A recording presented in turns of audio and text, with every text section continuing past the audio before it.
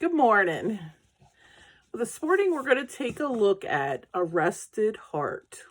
So, if I asked you this morning, if we had a scale and a 1 was exhausted and a 10 was a rested heart, where do you think you would fall on that scale? Could you say that you have a rested heart today? I would almost guess that most of us fall closer to an exhausted heart with everything that's been going on in our world as of late. So today we're going to take a look at how can we have a rested heart.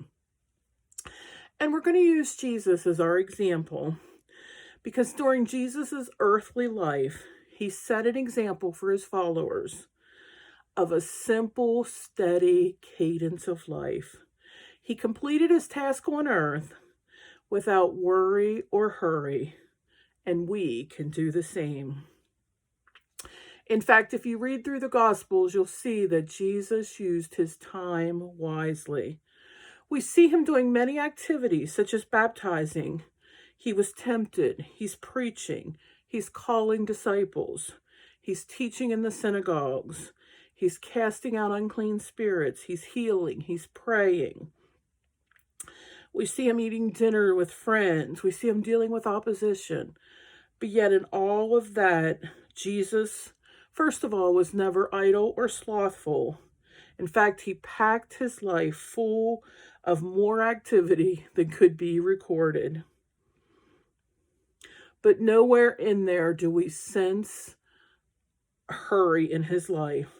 In fact, nothing is more noticeable as you read the Gospels that Jesus had a quiet, even poise of life.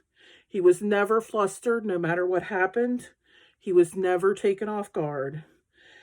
Even though he was assailed by men and demons in the midst of fickle people, hostile rulers, and faithless disciples, he was always calm and always collected.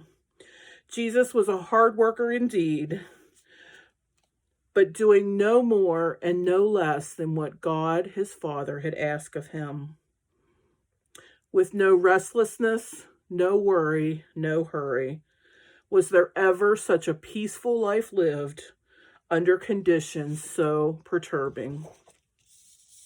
So let's take a look at the calm demeanor and what can we learn from Jesus' example to help us live a rested life.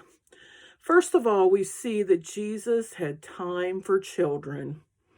If you look at Mark 10:13-16, this is the passage many of us are familiar with in which a lot of parents brought their children to Jesus because they wanted Jesus to touch their children. They knew his touch would bring a special healing, a special blessing to their children.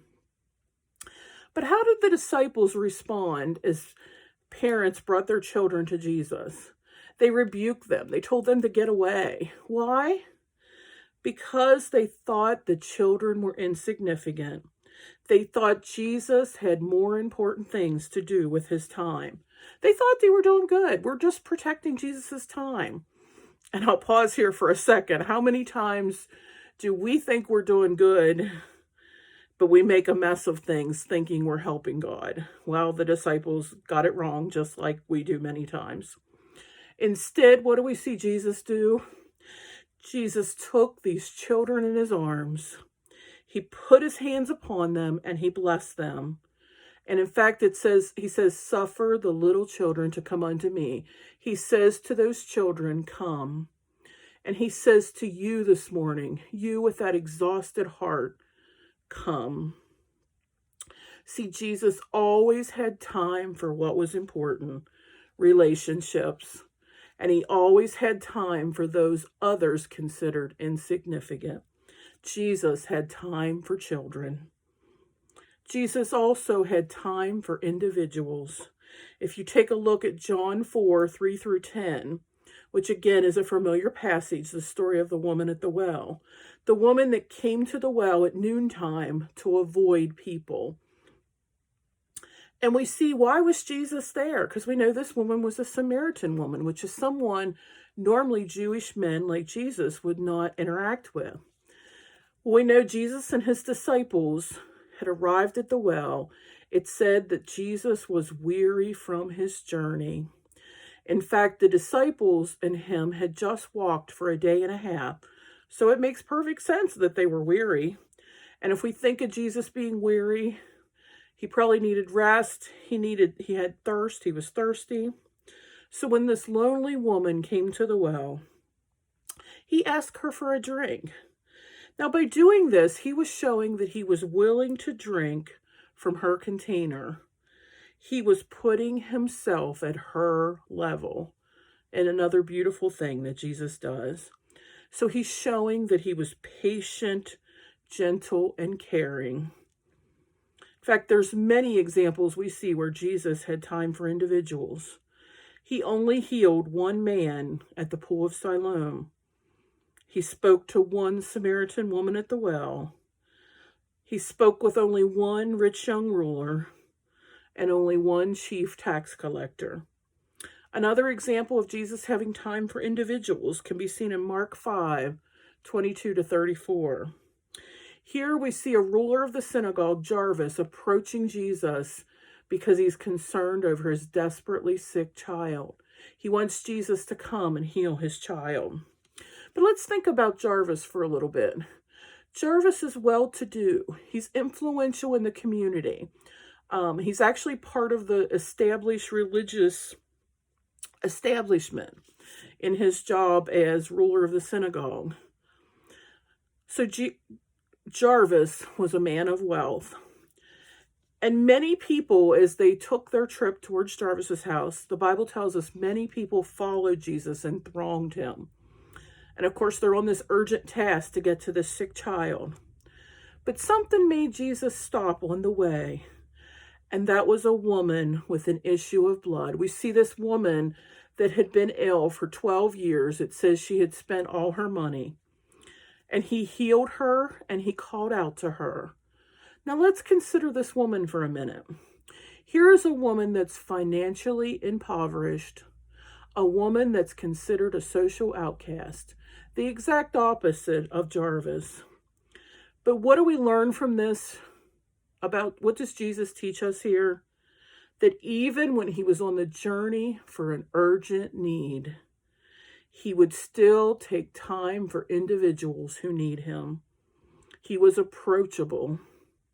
He did not let the urgent crowd out the important. Jesus also didn't favor one over the other.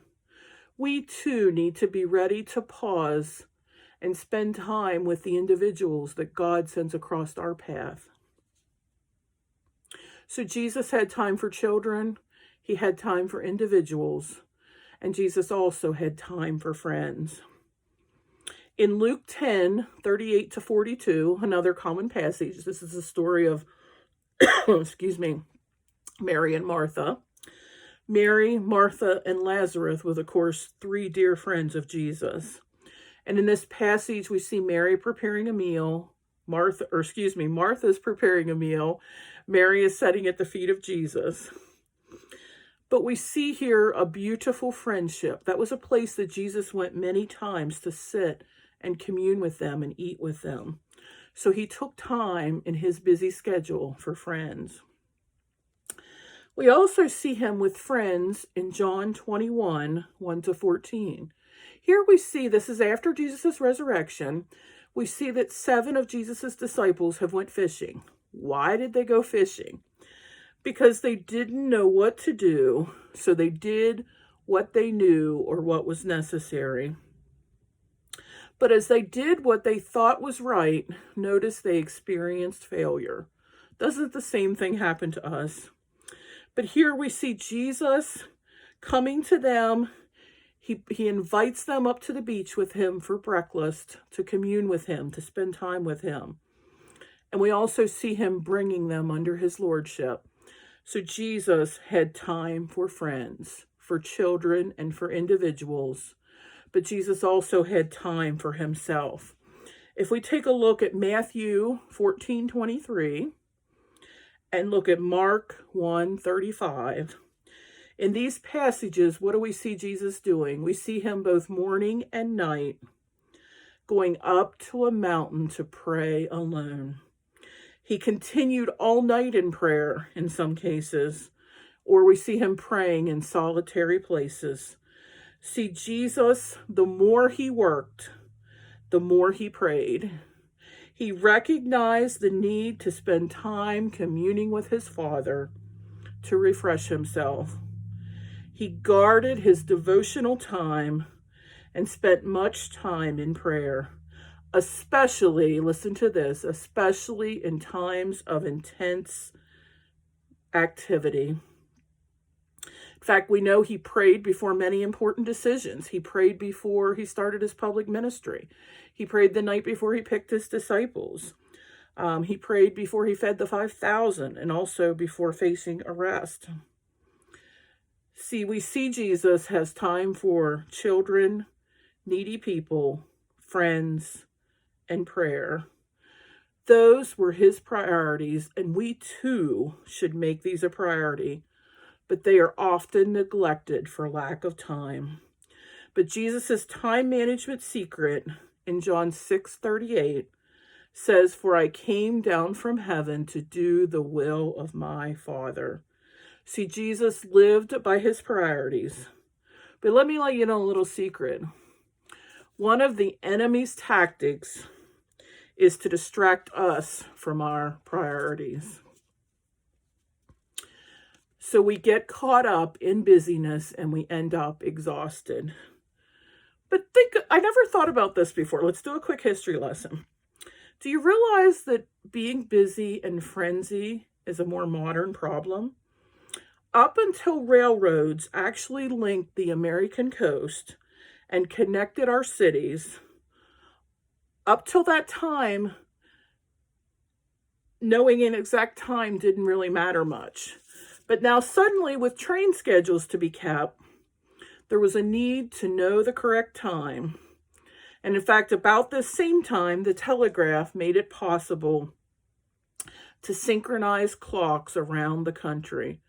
And since then, for many, time has become a tyrant. These modern inventions that are supposed to make our lives more convenient, more efficient, sometimes become our masters instead of our slaves. I want you to consider with me for a minute just a couple of those. Think about whether these devices help you save time more, or do they steal your time? Cell phones, television, cars, computers. I don't know about you. Of course, cell phones and TVs can so easily distract us, and it can become a time waster. Computers, cars, they're great when they work, but when they don't work, they could also take time in repairs. See, there was a time in our history where having status meant having leisure time. Today, however, many tie their significance to their busyness. But I asked you, what are you too busy to do? I think about this myself. What are some good, profitable, God-pleasing activities that we're neglecting to do because of lack of time? When I ask myself that, what things get crowded out? Reading, sending cards to encourage others, calling a friend, being present with my family, cleaning my house as I should. See, we're in a culture of hectic schedules and relentless pursuit of productivity. Many times, though, we are tempted to measure our worth by how busy we are. And why do we do that? I think it's a matter of pride. It makes us feel important. It makes us feel accomplished. It makes us feel appreciated, like people need us. But let's go back to the example of Jesus. He was not driven by others' expectation. He was driven by his Father's plan for his life. Think of the fact his family wanted to slow him down. They were embarrassed. The crowd wanted to make him king. The zealots wanted him to lead a revolution. The Pharisees wanted to shut him up, and the sick wanted to be healed. But yet he stuck with God's will for his life. While we too often get caught up in hurry And I submit to you, hurry is a thief that steals our treasures. Hurry, first of all, steals quality of work. We read in Colossians 3:22-24, whatever you do, do it heartily as unto the Lord. See, the quality of our work matters to God. In fact, in the verse right before there, it says that we should do all of our work in singleness of heart and sincerity and honesty, with a heart that's not divided, but that's focused on one thing alone, pleasing God. But yet we're in a hurry. How do we often do our work? We do it haphazardly. And what does that steal from us? It steals from us the satisfaction of a job well done. So hurry steals quality of work. Worry also steals health. We look at 1 Corinthians 6:19-20, and it tells us that we are to give God glory in our body and in our spirit. Why? For they belong to God. Our bodies is the temple of the Holy Ghost. And what's the purpose of a temple? It's a place of worship to glorify God. Our bodies are to be used for the purpose for which God designed them. But yet, what kind of physical body gives God glory? One that's able to do what he asks of us. And obviously, there's some things about our physical self that are out of our control that we can't influence. But think about these for a second. How does being in a hurry impact your diet? I could speak for myself. I end up eating junk food instead of preparing healthy food. How does being in a hurry affect your exercise routine? Many times it's neglected and falls by the wayside. How does being in a hurry affect your sleep? It makes us restless, that peaceful sleep is stolen from us. And how does being in a hurry affect your grooming? Many times we go out less presentable. So hurry steals quality of work, and it steals health. Hurry also steals the fruit of the Spirit. In Galatians 5-6, we see the fruits of the Spirit listed. And the Holy Spirit wants to show himself to others through us. These verses give us 9 evidences or 9 fruits of God's presence in our life. And they all are contrary to our natural behavior in our flesh. But so when we display these fruits, we are showing that we are different and that we have the Holy Spirit living in us. But when we're in a hurry, what does our behavior show? Instead of showing love, we show apathy and indifference. Instead of showing joy, we are complaining or miserable or sad. Instead of showing peace, we display worry, discord, turmoil. Instead of being long-suffering, out comes our tempers. We're impatient. We're intolerant. Instead of being gentle, we show rudeness, gruffness. We're insensitive. Instead of goodness, we're unscrupulous, mean, evil. Instead of faith, we display doubt, disbelief, uncertainty, skepticism. Instead of meekness, we're brash, we're aggressive, we're prideful. And instead of self-control, we're unrestrained, we're self-indulgent, and we're careless. So hurry steals the fruits of the Spirit. Hurry also steals your fellowship with God. Let's pick back up with Mary and Martha in Luke 10:38-42. And I think most people are familiar with this story. Again, Jesus is visiting for a meal, and we see Mary preparing the meal and serving. Now, let's keep in mind that she was assuming the role that was expected of her in her culture.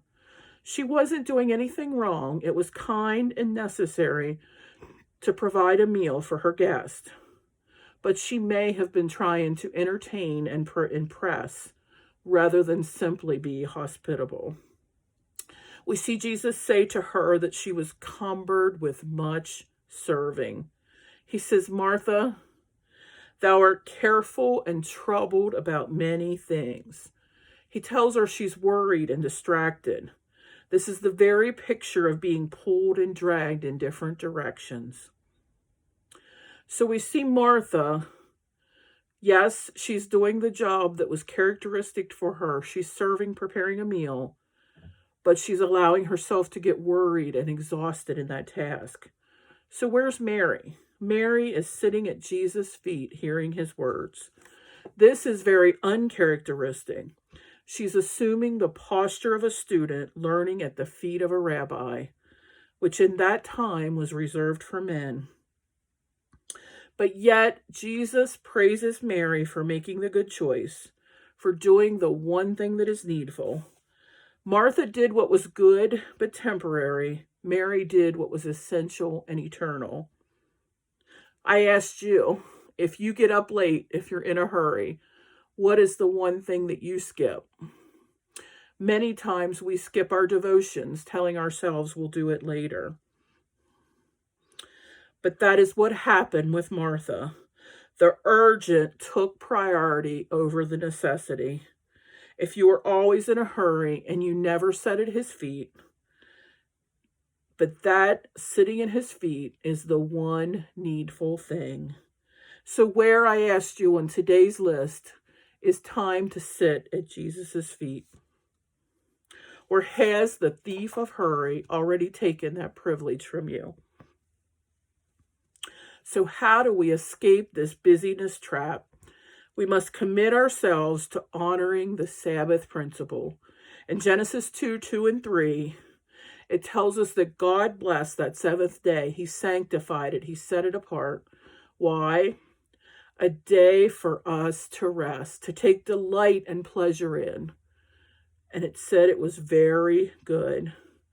God originally set aside this special day, and one purpose of that was to worship. We see this in Luke 4:16. Here Jesus has set an example for us again. It tells us that Jesus went to the synagogue on the Sabbath. He stood up to read as his custom was. Jesus' normal weekly routine was to go and do public worship of God. Again, he's showing us where our priorities should be. Also, we see in in Mark 2:27-28, Jesus declares himself to be the Lord of the Sabbath. And he goes on to explain that the Sabbath was made for the benefit of his creatures. The Sabbath, this day of rest, was meant to be a blessing to mankind, not a burden. Jesus realized that it was important to withdraw and rest, even in pressing need.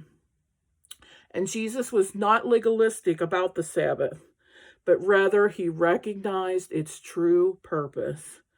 And he set the record straight that Sabbath was to be a refreshment for man, not a rule to keep. And since the resurrection, believers have honored the Lord's Day, Sunday, as a day of private rest and public church worship.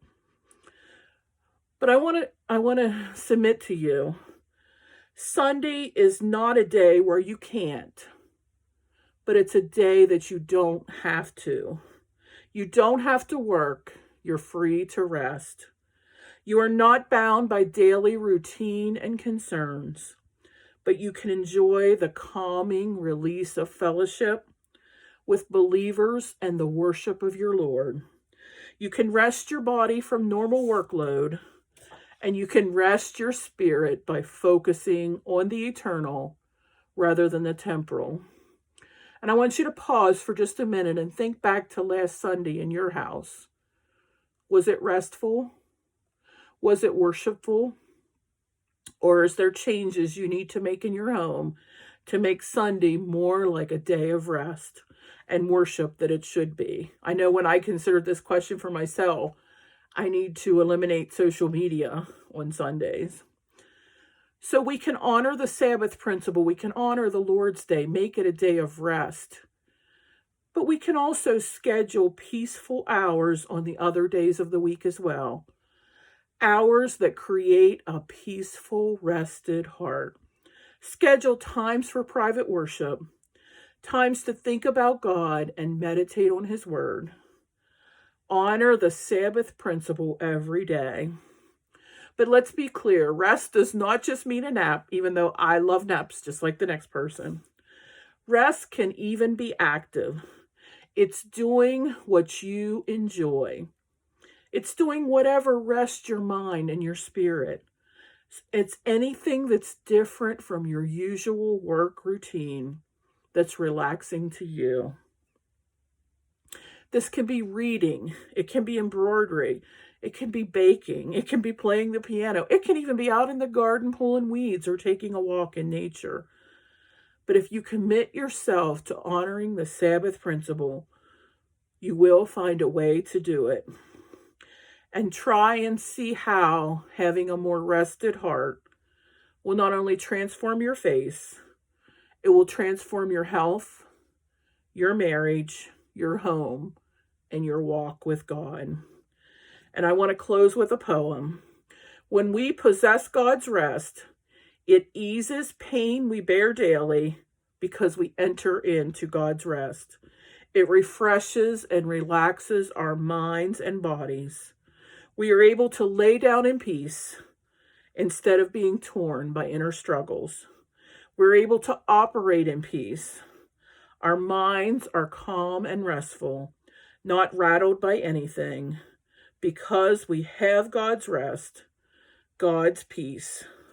So I want you to look up Matthew 11:28, where Jesus says, Come, all ye that are weary and heavy laden, come, all that are exhausted, and take my yoke upon you. He is calling you to a place of rest. I am challenging you to find a rested heart in God today as we honor the Sabbath principle. Find times, pull away from that busyness to refresh and restore your heart, your mind, your soul. Thank you. May God bless.